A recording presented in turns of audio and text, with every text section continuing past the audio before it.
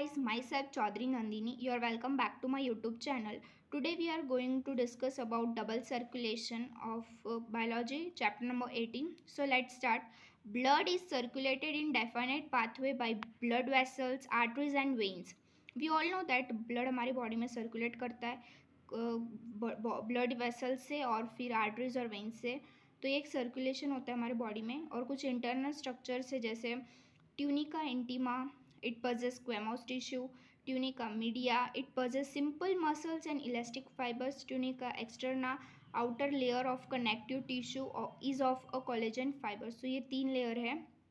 First है tunica intima, second media and third is externa. ठीक है. Human circulatory system is made up of network of heart, various types of ducts, arteries, veins and capillaries. We all know that कि human circulatory system में heart, various types of ducts, arteries, veins and capillaries circulate, इन सब में blood हमारा circulate होता है और इसे हम ह्यूमन सर्कुलेटरी सिस्टम कहते हैं. In human circulation the circulation of oxygenated and deoxygenated blood is carried out separately. We all know that कि दोनों सेपरेटली रिमूव की जाते हैं because we have 4 chambered heart और इसे कहते हैं हम लोग double circulation. The blood pump by the right ventricle enters a pulmonary artery. अभी ब्लड जो है वो राइट वेंट्रिकल में पंप हो रहा है, वो एंटर होगा पल्मोनरी आर्टरीज में. Where as the left ventricle pumps the blood into the ओथरा. और जो लेफ्ट साइड की है वो जाएगा ओथरा में. राइट साइड की जाएगी पल्मोनरी आर्टरी में और लेफ्ट की ओथरा में जाएगी. फिर deoxygenated blood pump into pulmonary artery और जो डीऑक्सीनेटेड ब्लड है वो artery into the pulmonary artery में जाएगी और फिर वो पास होगी lungs from where the oxygenated blood is carried out by the pulmonary veins into the left atrium. फिर जहाँ पे जो ऑक्सीनेटेड ब्लड कैरिड हो रहा है पल्मोनरी वेन्स में वो वहाँ पे जाएगी और फिर लेफ्ट आर्ट्रियम में जाएगी. तो इसे कहेंगे हम pulmonary circulation. The oxygenated blood entering the othra is carried by a network of arteries, arterioles and capillaries to the tissue from where the deoxygenated blood is collected by the system of venules, veins and vena cava and emptied into the rigid atrium.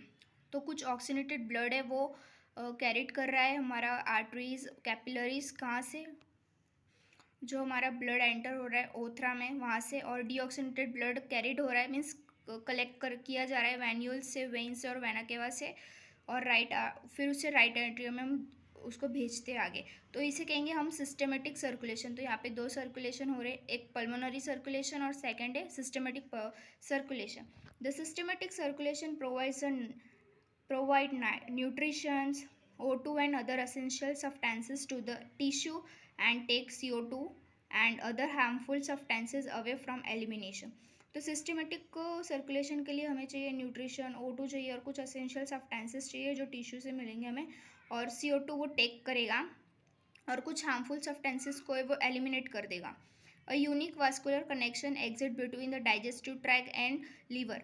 अभी यहाँ पे एक कुछ connection है हमारा digestive track और liver में, उसे कहते हैं हम हेपेटिक पोर्टल सिस्टम कहेंगे.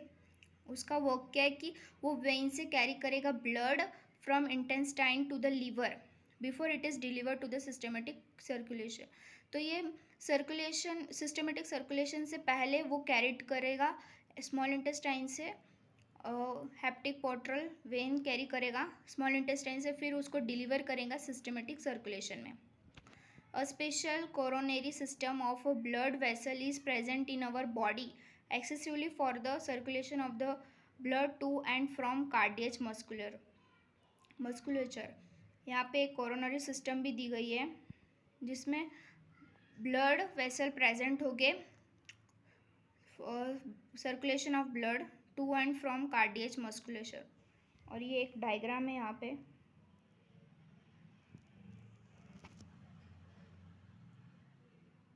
सो friends, our next topic is circulation of cardiac activity.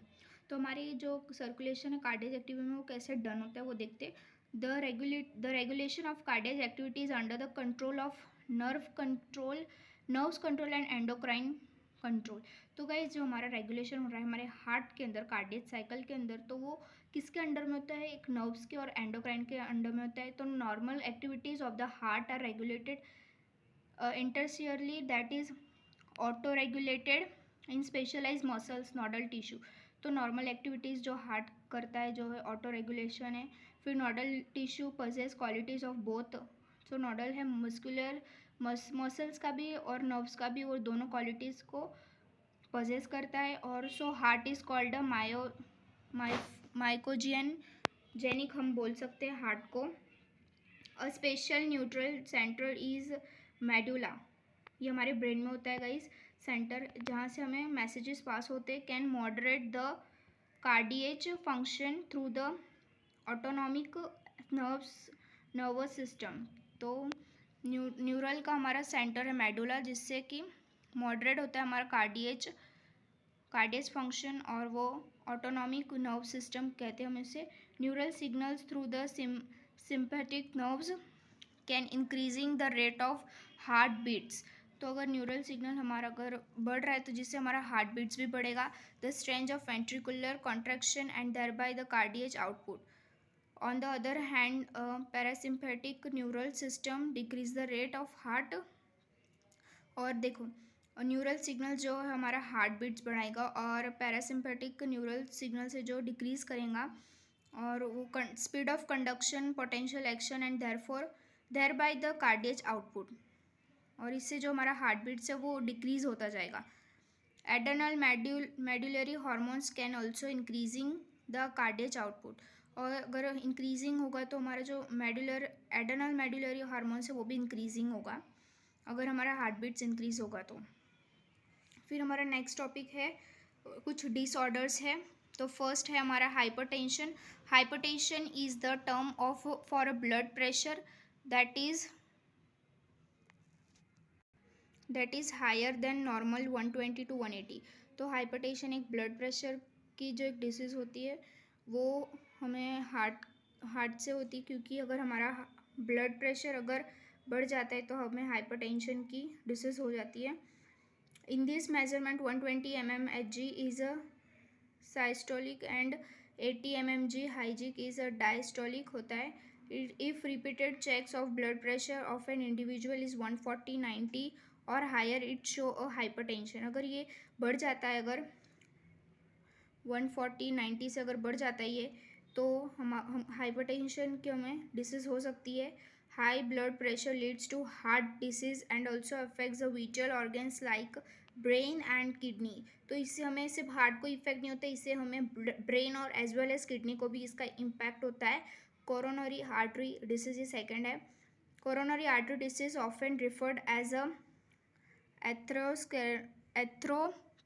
atherosclerosis affects the vessels that supplies blood to the heart muscle। तो ये हम जो एक वेसल्स है जो ब्लड को हमारे heart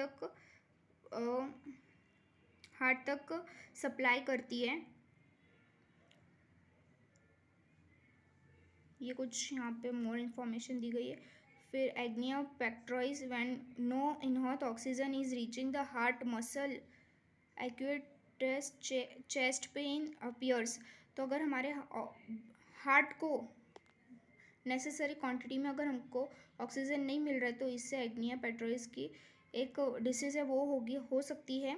एग्निया can occurs man and women of any age, but it is more common among the middle age and elderly age people. तो ये किसी को भी हो सकती, मैन या वुमेन किसी को भी, और कोई भी एज हो सकती है, बट ज़्यादातर जो मिडल एज के होते हैं उन्हें, और जो एडर्ली पीपल होते हैं उन्हें ये डिसीज़ ज़्यादा होती है, क्योंकि उनके हार्ट में ऑक्सीजन की कमी होती है, इसलिए ये डिसीज़ उनको हो सकती।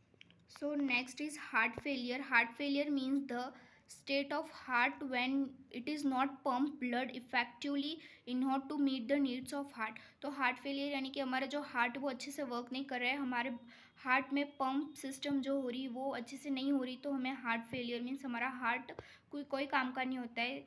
तो sometimes congestive heart failure is seen, it is main reason to accumulation of blood in lungs. तो अगर हमारे लंग्स भी अच्छे से वर्क नहीं कर रहे और हार्ट भी अच्छे से वर्क नहीं करते तो हार्ट फेलियर की एक डिसीज़ है वो हो सकती है, और heart failure is not the same as a cardiac arrest, ये इसके सिमिलर नहीं है, ये बहुत ही अलग है। When the heart muscle is suddenly damage bye in adequate blood supply it is called a heart attack. और कई बार हमें हार्ट अटैक भी आता है कि क्योंकि बहुत सारी प्रॉब्लम्स हमारे हार्ट में क्रिएट होती है, जैसे कि ऑक्सीजन नहीं पहुंचता, और हमारे जो हार्ट बीट्स और हार्ट पंप अच्छे से नहीं होता है, ब्लड वहाँ पे सप्लाई नहीं होता है, इससे हमें हार्ट अटैक भी हो सकता है।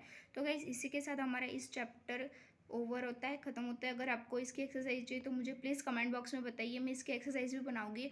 और अगर आपको 1 मार्क क्वेश्चन चाहिए तो प्लीज़ आप मुझे बताइए, मैं उसके भी 1 मार्क क्वेश्चन बनाऊंगी। Thank you for watching my video.